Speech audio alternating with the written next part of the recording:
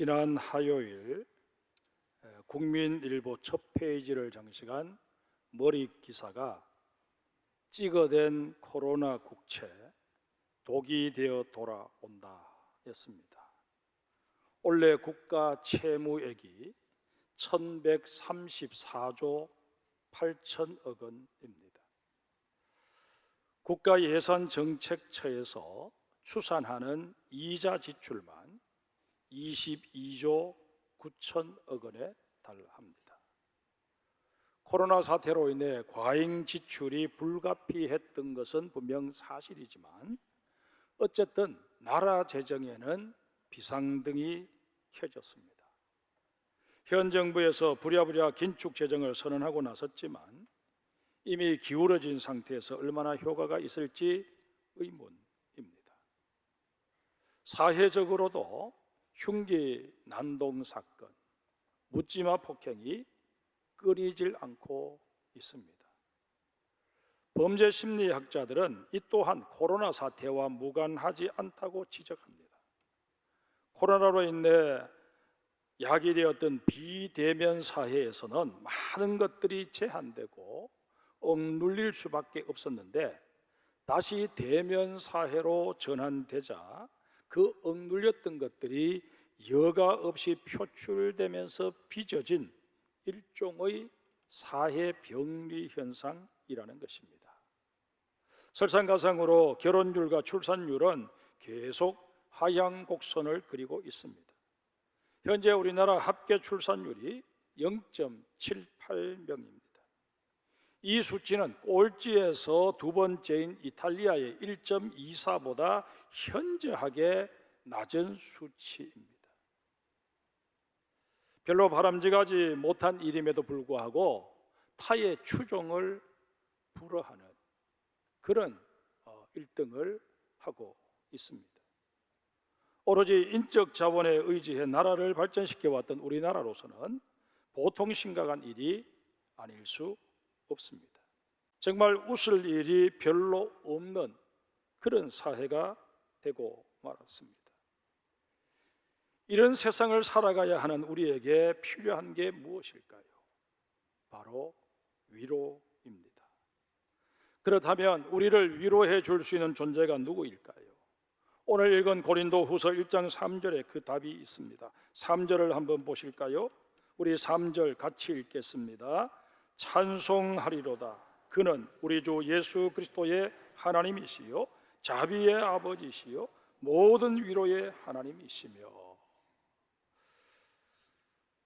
지금 우리에게 필요한 것 바로 하나님의 위로입니다. 그러기에 우리는 위로자 되시는 하나님을 찾아야만 합니다. 그 품에 안겨 상한 마음, 답답한 마음, 불안한 마음을 치유받을 수 있어야 합니다. 위로에 해당하는 헬라가 파라클레시스인데 곁으로 부르다 라는 뜻을 가진 파라칼레오라는 동사에서 파생된 단어입니다. 누구든 심각한 어려움을 당하게 되면 절망하기 마련입니다. 그런데 그 절망이라고 하는 것이 단절감에서 비롯된다라는 것을 또한 우리는 알아야 할 것입니다. 어려움의 직면에서 마땅히 도움을 청하고 싶은데 청할 사람이 없어서 결국 이 넓고 넓은 세상에서 나는 혼자구나 라는 그런 단절감에 사로잡히게 되면 결국 절망하게 된다는 것입니다. 한번 생각해 보십시오. 내가 사업도 잘 되고 씀씀이도 괜찮았을 때는 어떠했습니까? 주변의 친구들이 계속 몰려들었습니다. 그러나 막상 사업에 어려움을 겪게 되고 좋지 못한 소문이라도 돌게 되면 그렇게도 자주 울리던 핸드폰 벨 소리부터 뜸해지게 되고 어쩌다 내가 누군가에게 전화라도 할라 치면 혹 내가 아쉬운 소리라도 할까봐 상대 쪽에서 먼저 죽는 소리를 하기 일쑤입니다. 이게 세상 인심입니다. 그러나 하나님은 아니십니다. 우리의 위로자가 되시는 하나님께서는 어려움을 만난 우리를 파라칼레오, 직접 곁으로 불러주실 뿐만 아니라 친히 우리 곁으로 달려와 주십니다. 누가복음 15장 11절에 소개되어 있는 탕자의 비유를 한번 떠올려 보십시오.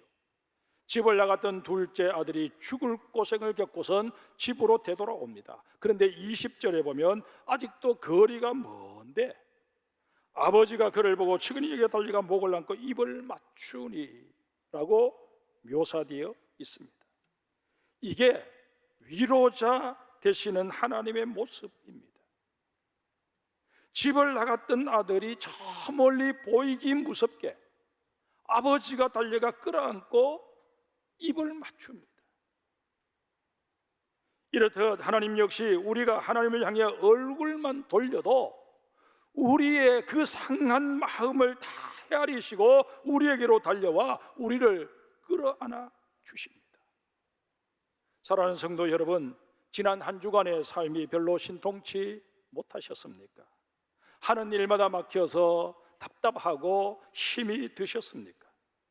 설령 지난 한 주간이 여러분의 삶에서 지워버리고 싶을 정도로 비참하고 실패의 연속이었다 할지라도 염려할 이유가 없습니다. 우리의 지치고 상한 이 모습을 가지고 내가 하나님의 위로라도 좀 받아야 되겠다, 교회 가서 내 마음의 안식을 좀 누려야 되겠다, 그렇게 생각하고 이 교회를 향해 준비해서 출발하는 순간 이미 우리 주님은 우리를 만나 주시고 우리를 끌어안아 주셨습니다. 그뿐만 아니라 파라클레시스, 위로의 은혜를 베풀기 시작하셨습니다. 이제 하나님께서는 이 예배를 통해 우리에게 새 옷을 입혀 주실 것입니다. 우리에게 신발을 신겨 주실 것이고 아들의 신분이 완전히 회복되었음을 의미하는 가락지도 끼워 주실 것입니다. 이런 의미에서 이 예배는 하나님께서 베풀어 주시는 위로의 잔치, 회복의 잔치임을 믿으시기를 바랍니다.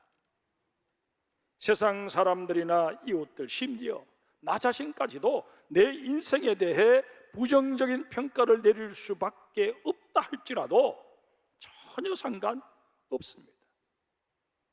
내 인생에 대한 최종 평가자 되시는 하나님께서 나를 안아주시며 너는 내 아들이다, 너는 내 딸이다 말씀하여 주시는데 문제될 게 뭐가 있겠습니까? 루마니아 출신 유대인 작가 엘리 비젤이 아이슈비츠 수용소에서 겪은 일들을 나이트라는 제목의 책으로 펴냈습니다.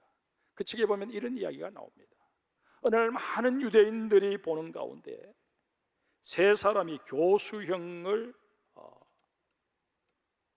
받게 됩니다. 두 사람은 성인이었지만 한 사람은 아직 앳된 소년이었습니다. 집행관의 신호에 따라 발판이 빠지자 어른들은 얼마간 버둥거리다가 숨이 끊어지고 맙니다. 하지만 어린 소년은 몸무게가 가벼웠던 탓인지 거의 반 시간 이상을 버둥거리다가 서서히 죽어갔습니다. 그 참혹한 모습을 고스란히 지켜보아야 했던 유대인들은 비참함에 이런 탄식을 했습니다. 도대체 하나님은 살아계시는가? 살아계시다면 어떻게 이런 순간에도 침묵할 수 있단 말인가? 하나님의 침묵이 진정 우리를 버리신 증거일까? 비젤 역시 같은 질문을 던질 수밖에 없었습니다. 그런데 그런 비젤의 깃전에 들려오는 하나의 음성이 있었습니다. 나 여호와 너희 하나님은 바로 지금 여기에 있다. 나는 교수대에 매달린 사람들과 함께 매달려 있고 그들을 바라보며 비통함에 젖어 있는 너희와 함께 있다. 비젤은 이 말씀에 힘을 얻을 수 있었고 하나님께서는 여전히 유대인들과 함께 하신다 하는 확신으로 모든 공포와 고통을 견디어낼 수 있었습니다. 이사야 66장 13절에 어머니가 자식을 위로함 같이 내가 너희를 위로할 것인즉 너희가 예루살렘에서 위로를 받으리니 말씀하십니다. 세상에서 가장 편안하고 따뜻한 곳이 어머니의 품이라고 하지 않습니까? 하나님께서는 이런 어머니의 가슴으로 우리를 품어 주십니다. 우리의 눈에 눈물을 닦아주시고 위로하여 주십니다. 상한 마음 오르만져 주시고 우리의 지친 다리를 부축하셔서 다시금 우리로 하여금 일어서게 만들어 주십니다. 이 시간 어머니의 품처럼 따뜻한 하나님의 품을 느끼는 우리 장성의 모든 성도들이 되시기를 주의 이름으로 축복합니다. 그런데 여러분, 탕자의 비유에는 또 다른 아들이 등장합니다. 바로 돌아온 동생은 물론이고 그런 동생을 위해 잔치를 벌인 아버지의 처사까지 못마땅하게 여겼던 큰 아들입니다. 아버지는 이런 큰 아들까지 찾아가 다독여 주십니다. 누가복음 15장 31절에 보면 아버지가 큰 아들에게 이렇게 말합니다. 너는 항상 나와 함께 있으니 내 것이 다 내 것이 아니냐. 여기서 우리는 또 하나 중요한 사실을 깨닫게 됩니다. 스스로 자신을 성공자라 여기고 아무리 불경기가 닥쳐온다고 할지라도 자신의 성실함과 그동안 건설하게 닦아놓았던 기반을 근거로 넉넉히 이겨낼 수 있다고 자신하는 사람에게도 하나님의 위로는 여전히 필요하다는 것입니다. 여러분 중에 지난 한 주간을 살면서 특별히 어려움도 없었고 마땅히 회개할 거리도 없을 만큼 순탄한 삶을 사신 분들이 분명히 계실 것입니다. 그러나 그런 분들에게도 하나님은 찾아와 주십니다. 오셔서 그동안의 수고와 성실함을 인정해 주시고 격려해 주십니다. 그러기에 이런 분들 역시 하나님께 감사하며 하나님의 위로를 받고자 마음의 문을 열 수 있어야 할 것입니다. 그런데 하나님께서는 또 다른 차원의 위로가 우리에게 필요함을 말씀하십니다. 우리 4절 말씀을 같이 읽겠습니다. 같이 읽습니다. 우리의 모든 환난 중에서 우리를 위로하사 우리로 하여금 하나님께 받는 위로로서 모든 환난 중에 있는 자들을 능히 위로하게 하시는 이시로다. 하나님의 위로를 경험한 우리가 성도 서로 간에 또 위로를 필요로 하는 세상 이웃들에게 위로자가 되어 주어야 한다 말씀하십니다. 여러분 주변을 한번 돌아보십시오.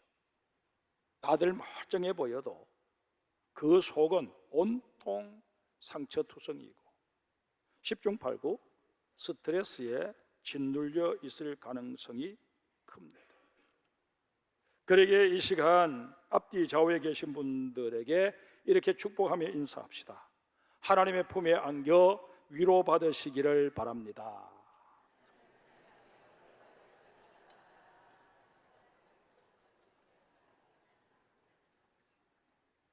여러 해 전에 모 백화점에서 30대부터 50대까지 기혼 남녀 각각 2,500명을 대상으로 설문조사를 한 적이 있었습니다. 남편과 아내들에게 공히 들어서 가장 기분 좋은 말이 무엇입니까? 라고 물었는데 남편들은 아내에게 당신을 믿어요 라는 말이 가장 듣고 싶다고 그 항목에 많은 체크를 했고, 아내들은 남편에게 많이 힘들지 라는 말이 듣고 싶다고 그 항목에 체크들을 하셨습니다. 이 응답이 뭘 말해주는 것일까요? 남자든 여자든 할 것 없이 다 신뢰받고 싶고 인정받고 싶다는 것입니다. 말을 바꾸면 위로받고 싶어 한다는 것입니다.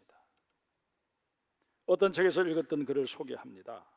당신의 말 한마디가 타인의 마음속에 깊이 뿌리를 내린 나무처럼 평생을 지배할 수도 있습니다. 당신의 작은 마음 하나가, 당신의 따뜻한 말 한마디가 상대방의 마음이 움직이는 방향을 정해 줄 수도 있을 것입니다. 부주의한 말 한마디가 싸움의 불씨가 되고, 잔인한 말 한마디가 삶을 파괴합니다. 쓰디쓴 말 한마디가 증오의 씨를 뿌리고, 무례한 말 한마디가 사랑의 불을 끕니다. 은혜로운 말 한마디가 길을 편하게 하고, 즐거운 말 한마디가 하루를 빛나게 합니다. 때에 맞는 말 한마디가 긴장을 풀어주고, 사랑의 말 한마디가 축복을 준다는 것을 오늘도 기억하세요. 성도 여러분, 서로에게 정말 꼭 필요한 위로자가 됩시다. 또 한 주간 가족들, 직장 동료들, 이웃들 위로하며 살기를 결단합시다. 이것이 바로 하나님께서 이 자리로 우리를 부르셔서 위로하여 주시는 이유입니다. 그런데 우리가 하나님의 위로를 받고 또 나아가 누군가를 위로하며 사는 삶에는 더 심오한 의미가 담겨 있습니다. 본문 5절을 봅시다. 그리스도의 고난이 우리에게 넘친 것 같이 우리가 받는 위로도 그리스도로 말미암아 넘치는도다. 이 구절을 유진 피터슨 목사가 의역한 메시지 성경으로 다시 읽어드리겠습니다. 우리가 메시아를 따르다 보면 힘겨운 시기를 많이 겪기 마련이지만 그분께서 주시는 치유와 위로의 복된 시기에 비하면 이 시기는 아무것도 아닙니다. 우리 역시 그러한 위로를 넘치게 받고 있습니다. 우리가 힘든 것은 정말 내가 당하는 그 고난이 힘들어서가 아니라 그 고난의 시선을 고정하고 거기 매몰되어 버리기 때문입니다. 우리에게 고난이 닥쳐왔을 때 그 이전까지 내가 평안할 수 있었다는 사실을 떠올리며 오히려 하나님께 찬송할 수 있어야 합니다. 나의 몸에 병이 임했을 때 나는 지금까지 오랜 세월 동안 건강하게 살아올 수 있었다는 사실을 생각하고 감사할 수 있어야 할 것입니다. 이런 사람이야말로 환난을 통해 인내를 배우게 되고 인내가 제공해 주는 연단의 과정을 슬기롭게 지내오게 되는 것입니다. 그리고 마침내 소망의 주인공으로 우뚝 서서 승리의 노래를 부르게 될 것입니다. 7절을 보세요. 너희를 위한 우리의 소망이 견고함은 너희가 고난에 참여하는 자가 된 것 같이 위로에도 그러할 줄 알미라. 이 구절도 메시지 성경으로 읽어드리겠습니다. 여러분이 복된 시기를 누릴 때와 마찬가지로 힘겨운 시기를 견뎌내는 모습을 보면서 우리는 여러분이 잘 해낼 것을 조금도 의심하지 않습니다. 이 구절은 그리스도의 고난에 기꺼이 참여할 줄 아는 자가 남을 위로하는 일도 잘할 수 있음을 일깨워주고 있습니다. 물론 하나님께서는 그리스도의 고난에 참여하지 않은 자들도 위로하여 주십니다. 앞서 말씀드린 탕자처럼 그저 본능적인 욕심에 이끌려서 허랑방탕하게 지내다가 정말 주님 보시기에 부끄러운 모습으로 모든 것 다 잃어버린 그런 모습으로 되돌아온 자라 할지라도 하나님은 마다하지 않으시고 내쫓지 않으시고 위로하여 주십니다. 그러나 정말 주님께서 위로하고 싶으신 자들은 예수 그리스도의 복음을 위하여 하나님의 영광과 하나님의 나라 확장을 위하여 수고하느라 상처 입고 지친 자들입니다. 하나님께서는 이런 자들의 영혼을 위로하시고 격려하셔서 새 힘을 공급하여 주십니다. 그리고 다시 힘을 얻은 이들이 위로자의 모습으로 세상으로 나아갈 수 있도록 그들을 파송하여 주십니다. 그러기에 이 시간 우리는 무조건 하나님의 위로만 구할 것이 아니라 이제까지 살아온 나의 삶이 과연 우리 주님의 고난에 동참하는 모습이었는지 다시 한번 자신을 돌아볼 수 있어야 할 것입니다. 프랑스의 유명한 화가 조르주 루오는 자신의 작품에 아주 특이한 이름을 붙이는 것으로 유명합니다. 한 번은 이 루오가 향나무를 소재로 한 판화 작품을 만들었는데 거기에 제목을 붙이기를 의인은 향나무처럼 자기를 찍는 도끼날에도 향을 묻힌다 라고 긴 제목을 붙였습니다. 향나무는 자신에게 아픔을 주고 상처를 줄 뿐만 아니라 마침내 죽음의 자리로 내모는 도끼날에도 독을 묻히지 않고 향을 묻힙니다. 하나님의 아들 예수 그리스도께서 바로 이렇게 하셨습니다. 자신의 손과 발에 못을 박는 무리를 위해 오히려 하나님께 용서의 기도를 드리지 않으셨습니까? 이런 모습을 통해 주님께서는 우리가 한 사람의 위로자로 살아간다는 게 어떤 모습인지를 분명히 가르쳐주고 계십니다. 성도 여러분, 어떻게 자신을 찍는 자에게 독이 아닌 향을 묻혀줄 수 있겠습니까? 그 비결은 의외로 간단합니다. 향나무는 자신을 찍는 도끼날에 향을 묻힐 수밖에 없는 게 자신에게 향냄새 외에는 다른 냄새를 가지고 있지 않기 때문입니다. 우리 역시 이 마음속을 하나님이 주시는 복과 은혜 그리고 사랑으로 계속 채워간다면 설령 인생살이 속에서 누가 나를 괴롭히고 누가 나를 힘들게 해도 그 사람을 향해서 축복해주고 관용해주고 오히려 그 사람에게 주의 사랑을 전하는 그런 우리가 될 수 있을 것입니다. 형들에 의해 애굽의 노예로 팔려갔던 요셉의 이야기를 여러분 잘 아실 것입니다. 그런 천신만고 끝에 애굽의 총리 자리에 오르게 됩니다. 그리고는 형들을 다시 만나게 됩니다. 요셉도 사람인데 그 형들에 대해 불편한 감정이 전혀 없었다면, 복수하고 싶은 마음이 전혀 없었다면 거짓말일 것입니다. 그런데 하나님께서는 요셉에게 형들이 자기를 팔아넘긴 후에 그 일로 인해서 얼마나 많은 심적인 고통을 당했는지를 헤아리게 만들어 주십니다. 요셉의 마음에 형들을 용서해 줄 수 있는 여유가 생기도록 하나님이 섭리하여 주셨다는 것입니다. 형들이 잘못을 하지 않은 게 아닙니다. 그러나 그 형들의 잘못이 아무리 크다고 할지라도 그 형들의 잘못을 품어버릴 수 있는 요셉의 넉넉한 마음이 되었을 때 거기에 형제 간의 화해가 이루어졌다는 것입니다. 여러분, 우리에게 분명 잘못한 사람이 있습니다. 객관적으로 볼 때 그 사람이 잘못한 건 맞습니다. 그러나 그 사람이 잘못했다는 그 이유 때문에 평생 원수처럼 그렇게 지낼 수는 없는 것 아니겠습니까?